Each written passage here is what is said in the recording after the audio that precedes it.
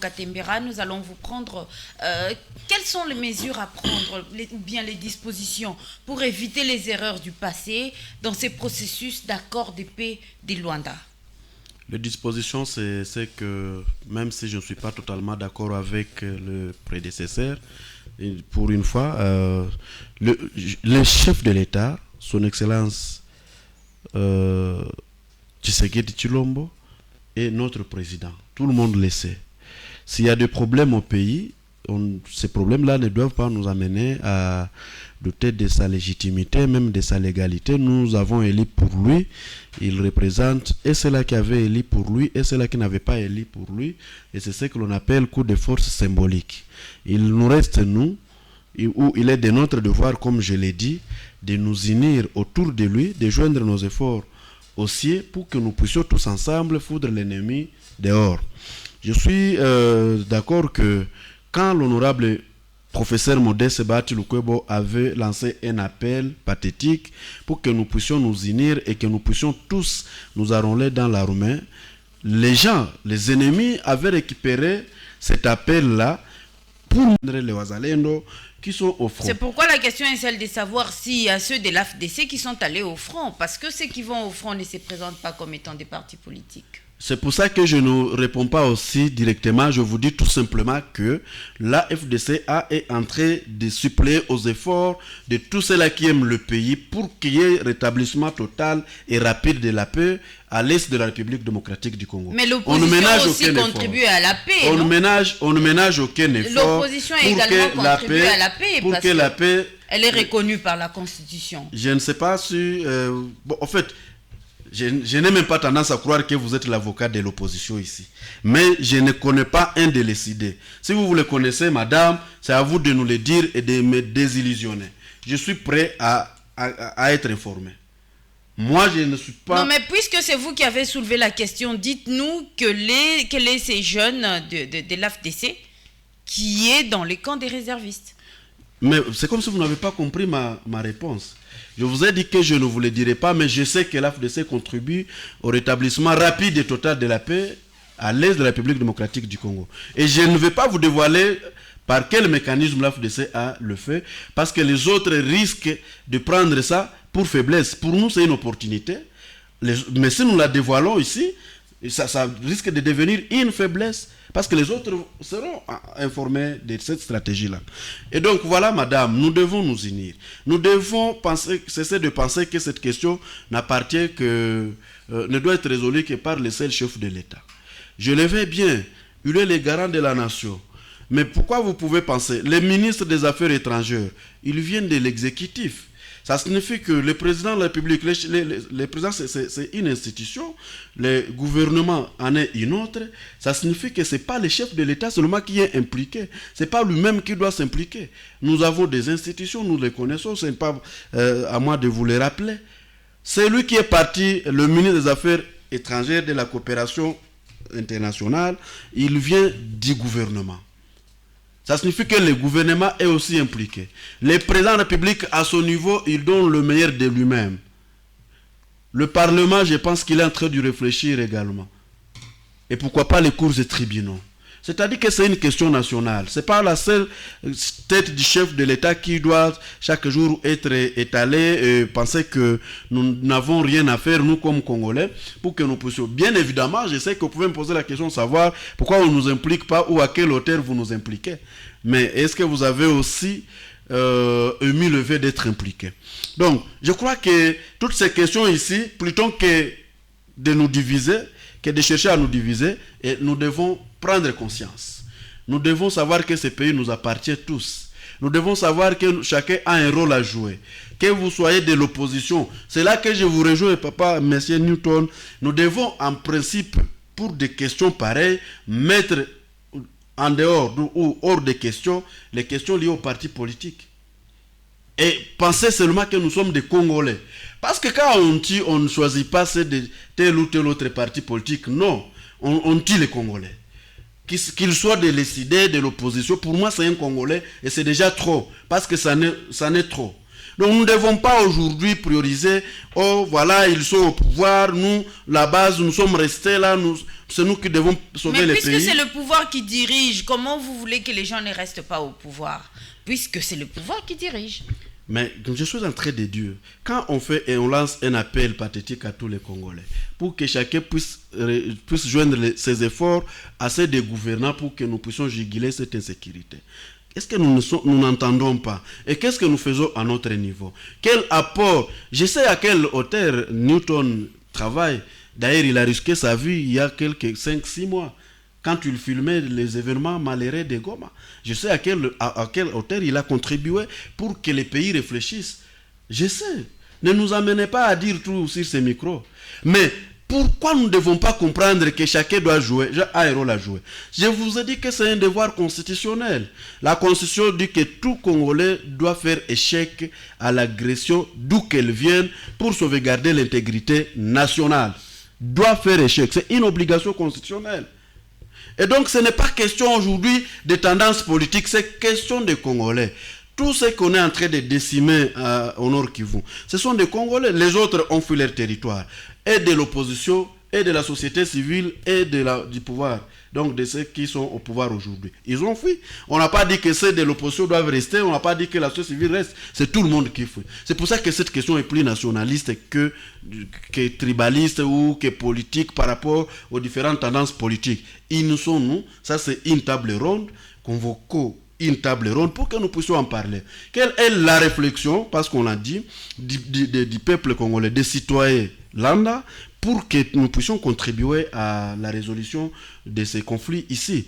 Et voilà, vous avez évoqué un cas, on a divisé la société civile. Pourquoi la société civile a accepté d'être divisée? Pourquoi? Alors qu'elle aurait dit se mettre... Je sais que... Comment nous avons gagné en 2004 Laurent Kunda? Comment? Ici à Bukavu. C'était une question nationale. Le militaire avait déjà échoué. Vous avez vu Tchapou Mpalanga aussi commettre des gaffes à l'aéroport de Kavumu. Mais c'est la société civile, parce qu'elle avait fait comprendre aux gens que nous ne devrions pas... Malheureusement, on avait tué Mouzirwa aussi. Mais on y parvenait toujours. On n'a jamais gagné la guerre à travers les sites Kivu.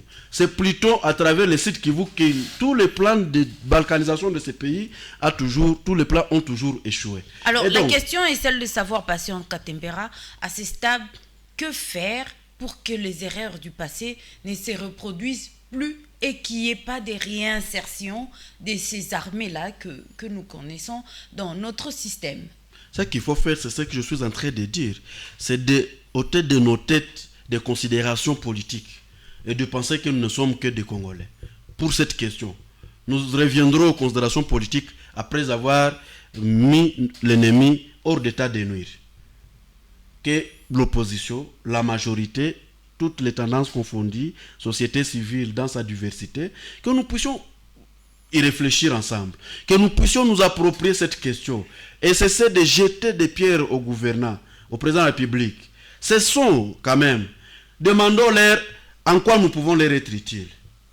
Demandons-leur quels sont les mécanismes qu'ils ont mis sur pied pour que cette insécurité soit jugulée et que nous puissions aussi leur apporter notre contribution. Parce que vous voyez, même dans des sommets de réflexion, on invite madame la présidente de la coordination, donc du bureau de coordination, ce sont le mouvement citoyen, c'est pas qui de Tchouvia Congo, des autres qui se disent non, pourquoi vous avez invité cela et non nous. Alors que nous, en principe, nous devrions avoir qu'une seule coordination. Si déjà à ce niveau-là, il y a des divisions, comment voulez-vous que les ennemis ne La société civile est toujours plurielle, hein? Cela ne signifie pas qu'elle est divisée ici, Patient Katembera. C'est comme les partis politiques. Dans l'Union sacrée, il y a beaucoup de partis politiques également. En principe, la société civile ne devait pas être divisée, Absolument. madame. En principe. Je sais que la société civile, c'est une organisation, c'est l'ensemble des organisations, n'est-ce pas? C'est l'ensemble des organisations qui ont, entre autres, pour rôle d'exercer une pression sur les gouvernants pour que ces derniers agissent conformément aux intérêts des gouvernants. Je ne dis pas que la société civile est divisée, mais je dis que la société civile est plurielle. Bon, c'est là la division. Lorsqu'il y a 3 présidents au niveau provincial, parce que vous connaissez qu'il y a 3 présidents, si pas 4 ou 5.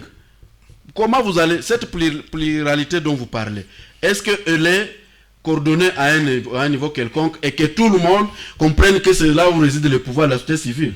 Et qui est aujourd'hui, selon vous, la seule personne que l'on doit considérer comme canal d'expression des vœux de la société civile? Si madame de la coordination prend parole, c'est l'autre de ne sais pas qui dit non, voici aussi ma tendance, l'autre dit voici je suis ceci, je suis cela. Alors que dans l'État, on n'en avait qu'un seul. Nous en avons connu des Cyprien Biringingwa, il n'y en avait pas deux. Nous en avons connu de Kaningini, il n'y en avait pas deux. Nous en avons connu du temps de Tira, il n'y en avait pas deux. Mais aujourd'hui, il y en a 10, 15, 20, 30. Et c'est là la faiblesse.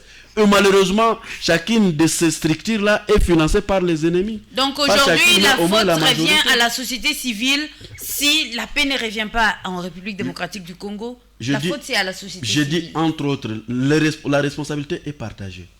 C'est ça que je suis en train de dire sous d'autres sièges. La responsabilité est partagée. Mais je ne voudrais pas prendre cela comme une responsabilité. Je voudrais prendre cela comme un appel à tout le monde. Et que les considérations d'ordre politique ne doivent pas nous dominer parce que nous ne pouvons pas faire la politique si nous n'avons pas cet État. La politique n'est valable que lorsqu'il y a un territoire uni, un territoire non divisé, un territoire sur lequel on doit l'exercer et le peuple doit exister. D'ailleurs, pour que l'on parle d'un parti politique, on doit le retrouver sur toute l'étendue du pays. Logiquement par là, aujourd'hui, parce que nos partis politiques ne sont pas n'existe plus sur les territoires conquis par l'agresseur. Logiquement, par là, il y a un problème même dans nos partis politiques à cause de l'agresseur. En principe, la définition d'un parti politique, entre autres, ces partis doivent se retrouver, être installés sur toute l'étendue. Mais est-ce que nous sommes encore, c'est pas où et où, tous les territoires là qui sont occupés par les M23? Le pouvoir du chef de l'État s'exerce-t-il encore là-bas? C'est une question nationale, madame. Ce n'est pas une question de partis politiques, ce n'est pas une question de ceux qui sont au pouvoir, ceux qui ne sont pas au pouvoir, mais dans l'entretemps, nous sommes en train de perdre des milliers de Congolais. Vous avez vu au Nord Kivu comment les gens s'étaient ligués autour d'un colonel, malheureusement, qui avait été abattu. Vous avez vu la population, elle contribuait, cette population contribuait, c'est pas quoi, nourriture, habits, pour aller renforcer les militaires au front. Et les militaires sont toujours contents quand tu vois qu'ils sont accompagnés par la population. Pas seulement par le pouvoir, mais aussi la population. Ne vous en faites pas, elle peut aussi être psychologique. Le fait de gagner ou perdre la guerre peut aussi être psychologique. Nous pouvons fortement armer nos militaires, nous pouvons leur donner à manger, mais si psychologiquement, si nous les injurions chaque jour, ils ne peuvent rien nous produire. Accompagnons et soutenons nos militaires qui sont en train de se donner pour la cause noble de la République. Mais quand tu le vois, c'est nous qui sommes les premiers à les saboter. Quand tu le passes, donc tout ça, nous devons d'abord être des vrais patriotes. Ce patriotisme dont nous parlons chaque jour doit être vu dans nos actes, à travers nos actes. Nous devons le vivre. Quels sont les actes des gestionnaires, du gouvernement congolais par rapport aux militaires? Les actes du gouvernement congolais sont beaucoup plus stratégiques, madame. En tout cas, vous n'allez pas m'avoir dans votre piège. Parce que vous m'avez déjà posé cette question sous plusieurs formes. Les actes de gouvernance sont beaucoup plus stratégiques. Et je ne suis pas là pour dévoiler ces stratégies. D'ailleurs, que je ne maîtrise pas du tout. Parce qu'il ne faut pas aussi que je trompe, que je le maîtrise. Si je le maîtrisais, ça signifie que ceux qui conçoivent ces stratégies ne sont pas aussi, n'ont pas de discrétion. Et donc, je sais que c'est beaucoup plus stratégique, mais nous ne pouvons en être informés que si nous les approchons. Parce que ne peut connaître ces stratégies que celui qui accompagne les mesures prises. Mais à notre niveau, je suis en train de dire que si nous sommes unis, que ces stratégies concises par le pouvoir en place soient meilleures ou mauvaises, la seule unité des Congolais, ou le seul fait d'être unis, peut nous aider à gagner cette guerre et encourager ceux qui sont derrière la paix, ceux qui soutiennent le rétablissement total de la paix sur toute l'étendue de la République, à l'instar de l'honorable professeur Modeste Bahati Lukwebo. Je ne le dirai jamais assez, parce que tout le monde avait vu comment il avait appelé les peuples à l'unité et à la solidarité et en l'enrôlement massif dans l'armée pour que nous puissions juguler cette insécurité. Merci.